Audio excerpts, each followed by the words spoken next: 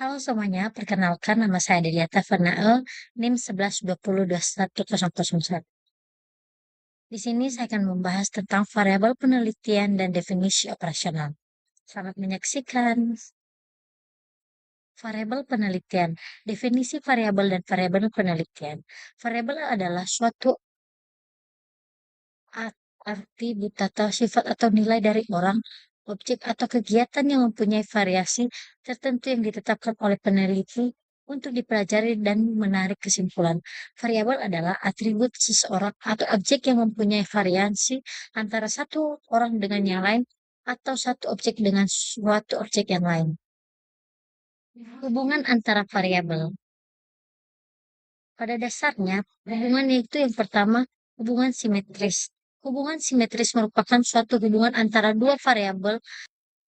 Yang pertama, hubungan simetris. Hubungan simetris merupakan suatu hubungan antara dua variabel atau lebih yang terjadi secara bersamaan dan sesama disebabkan oleh pengaruh variabel lain. Yang kedua, hubungan asimetris. Hubungan asimetris disebut juga sebagai hubungan kasual atau hubungan deterministik, yaitu hubungan antara dua variabel lebih yang bersifat sebab akibat. Jadi di sini variabel bebas yang mempengaruhi variabel terikat yang dipengaruhi. Yang ketiga, hubungan timbal balik atau resiprokal. Hubungan antara variabel yang bersifat timbal balik atau resiprokal ini sering juga disebut sebagai hubungan interaktif, merupakan hubungan antara dua variabel atau lebih yang saling memengaruhi. Variabel dependen, independen, dan dependen. Variabel independen, variabel independen merupakan variabel bebas sebab stimulus yang mempengaruhi atau yang menjadi sebab perubahan atau timbulnya variabel dependen. Misalnya suatu riset bertujuan untuk menguji kepatuhan diet dengan kausalitas hidup pasien gagal ginjal kronik. Kepatuhan diet menjadi variabel independen atau variabel bebas, sedangkan kualitas hidup pasien gagal ginjal kronik sebagai variabel dependen atau variabel bebas. Adapun contohnya di mana judulnya hubungan pola konsumsi sayur dan buah. Penjelasannya, pola konsumsi sayur dan buah merupakan suatu kebiasaan konsumsi makan dan dimiliki seseorang yang dipengaruhi oleh berbagai faktor. Pola konsumsi sayur dan buah yaitu independen. Karena pola konsumsi sayur dan buah merupakan suatu kebiasaan konsumsi makan dan dimiliki seseorang yang dipengaruhi oleh berbagai faktor. Variabel dependen. Variabel terikat merupakan variabel yang dipengaruhi atau yang menjadi akibat karena adanya variabel bebas.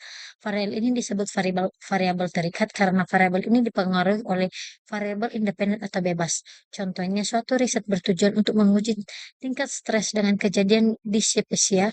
Berdasarkan judul tersebut yang menjadi variabel bebas yaitu tingkat stres, sedangkan kejadian dispepsia menjadi variabel terikat. Contohnya di bagian gizi, hubungan pola konsumsi sayur dan buah dengan status gizi anak sekolah dasar di SDN 33 Patalangsang, Kabupaten Sinjai. Pola konsumsi sayur dan buah itu independen, status gizi adalah dependen. Suatu keadaan tubuh yang disebabkan oleh keseimbangan antara intake dan kebutuhan nutrien sebagai akibat konsumsi makan. Variabel moderator. Variabel moderator merupakan variabel memengaruhi atau memperkuat atau memperlambat. Hubungan variabel bebas dengan terikat, variabel moderator disebut juga variabel independen kedua. Contohnya, kedua motivasi dan kebutuhan pasien akan semakin kuat bila dukungan keluarga memberikan dukungan dalam pemberian asupan nutrisi sangat baik dan hubungan akan semakin rendah bila dukungan keluarga kurang memberikan dukungan dalam pemberian pola makan. Menurut Eka Santi Agustina 2024. Yang kedua, variabel kontrol. Variabel kontrol adalah variabel yang dikendalikan atau dibuat konstan sehingga pengaruh variabel bebas terhadap terikat tidak dipengaruhi oleh faktor luar yang diteliti. Variabel kontrol digunakan untuk penelitian eksperimental. Untuk melakukan penelitian yang bersifat membandingkan, variabel kontrol merupakan variabel yang dikendalikan sehingga bisa dipengaruhi variabel bebas dan terikat. Variabel intervening. Variabel intervening merupakan variabel penyala atau antara yang terletak di antara variabel bebas dan terikat, sehingga variabel bebas tidak langsung mempengaruhi perubahannya atau timbulnya variabel terikat. Contohnya, bahwa tinggi rendahnya jangan pendidikan mempengaruhi secara tidak langsung terhadap kinerja ahli gizi variabel atau yaitu motivasi ahli gizi. Selanjutnya definisi operasional. Definisi operasional adalah definisi yang didasarkan atas sifat ahli yang didefinisikan yang dapat diamati atau diobservasi. Konsep dapat diamati atau diobservasi yang ini penting karena hal yang dapat diamati itu membuka kemungkinan bagi orang lain selain peneliti untuk melakukan hal yang serupa. Sehingga apa yang dilakukan oleh peneliti terbuka untuk diuji kembali oleh orang lain. Tentang cara menyusun definisi operasional itu bermacam-macam sekali. Namun, untuk memudahkan pembicaraan, cara bermacam-macam itu dapat dikelompokkan menjadi tiga, yaitu pertama, yang menekankan kegiatan operation, apa yang perlu dilakukan. Yang kedua, yang menekankan bagaimana itu dilakukan. Yang ketiga, yang menekankan sifat-sifat statis yang didefinisikan. Langkah-langkah operasional variabel. Langkah-langkah pertama adalah mengidentifikasi konsep abstrak yang ingin kita teliti. Konsep ini biasanya merupakan ide umum yang kita pahami lebih dalam. Contohnya kepuasan pelanggan motivasi kerja atau kualitas hidup. Dekomposisi konsep. Setelah mengidentifikasi konsep, langkah selanjutnya adalah memecah konsep tersebut menjadi dimensi yang lebih ke spesifik dan terukur. Dimensi adalah aspek-aspek yang membentuk konsep utama. Misalnya kepuasan pelanggan dapat dipecah menjadi dimensi kepuasan terhadap produk, layanan, dan harga. Yang ketiga, pemilihan indikator. Setelah mengidentifikasi dimensi-dimensi konsep, langkah selanjutnya adalah memilih indikator yang sesuai mengukur setiap dimensi.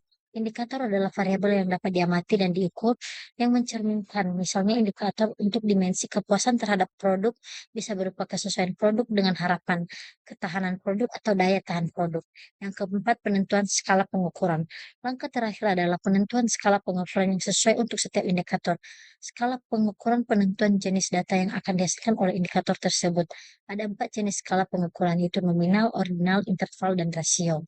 Pemilihan skala pengukuran yang tepat sangat penting karena akan memengaruhi jenis analisis statistik yang dapat kita lakukan. Tujuan dan manfaat definisi operasional. Tujuannya yaitu, secara umum, tujuan definisi operasional ada beberapa poin. Tujuan definisi operasional seperti di bawah ini. Yang pertama, menetapkan aturan dan prosedur yang digunakan oleh peneliti untuk mengukur variabel. Yang kedua, memberikan arti yang tidak ambigu dan konsisten untuk istilah atau variabel yang jika tidak dilengkapi dengan dimensi operasional, maka dapat ditafsirkan dengan cara yang kedua, yang ketiga berbeda membuat pengumpulan data serta analisis lebih fokus dan efisien. Ketiga, jenis dan data informasi apa yang dicari oleh peneliti. Yang selanjutnya, manfaat definisi operasional. Manfaat dari penggunaan pada perumusan penelitian kuantitatif adalah sebagai berikut. Yang pertama, memudahkan penetapan aturan dan prosedur dalam mengukur variabel. Yang kedua, memudahkan pemahaman mengenai variabel-variabel yang diteliti. Yang ketiga, dapat menghemat waktu dalam analisis data. Yang keempat, memudahkan penafsiran variabel-variabel yang digunakan. Selanjutnya, komponen dalam definisi operasional. Komponen-komponen dalam definisi operasional antara lain sebagai berikut. Yang pertama, variabel. Variabel adalah sesuatu yang diteliti atau diamati dalam penelitian. Variabel dapat berubah faktor yang memengaruhi atau variabel independen atau yang dipengaruhi variabel dependen. Contohnya asupan energi status gizi, kadar hemoglobin, tingkat pengetahuan. Yang kedua, definisi operasional adalah penjelasan tentang bagaimana variabel tersebut didefinisikan secara spesifik dan terukur dalam penelitian. Definisi menjelaskan batasan dan cara mengalami variabel agar tidak terjadi perbedaan penafsiran. Yang ketiga, hasil ukur. Hasil ukur adalah bentuk atau kategori hasil yang diperoleh setelah variabel diukur, bisa berupa angka, misalnya 120 mmHg, kategori baik, cukup, kurang, atau skor tertentu sesuai instrumen yang digunakan. Yang keempat, skala data. Skala data adalah jenis skala yang digunakan untuk mengukur variabel seperti nominal, misalnya jenis kelamin, ordinal, misalnya tingkat pendidikan, interval, misalnya suhu tubuh dalam Celcius, rasio, misalnya berat badan dalam kilogram. Yang kelima, cara ukur. Cara ukur adalah metode atau alat yang digunakan untuk mengukur variabel tersebut. Contohnya kuesioner, wawancara, timbangan digital, microetais, pikul 24 jam, atau pemeriksaan laboratorium.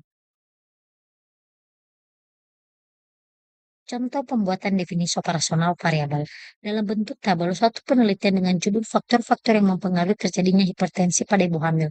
Berdasarkan judul tersebut, maka variabel bebasnya faktor adalah obesitas, diet tinggi garam, genetik, dan umur. Sedangkan variabel terdekat adalah hipertensi, maka di definisi operasional dapat diubah menjadi dibuat sebagai berikut. Nah, di sini sudah ada tabel di mana yang pertama nomor, variabel, definisi operasional, hasil ukur, dan skala. Nah, variabelnya tadi adalah obesitas. Nah, definisi operasionalnya kelebihan massa tubuh responden yang didapat berdasarkan perhitungan rasio berat badan dan tinggi badan pada kurun waktu 3 bulan terakhir. Hasil ukuran atau kategorinya ya IMT lebih dari 27 kilogram per meter kuadrat. Yang kedua, tidak IMT, kurang dari 27 kilogram per meter kuadrat. Skalanya yaitu nominal. Variabelnya diet tinggi garam. Kebiasaan responden dalam konsumsi makanan yang tidak sehat. Yang ke hasil ukurannya adalah sering atau tidak pernah. Skalanya yaitu nominal. Begitu juga dengan selanjutnya dapat dilihat pada tabel. Baik, sekian hasil dari video saya ini. Semoga video ini dapat bermanfaat buat kita semua. Bye.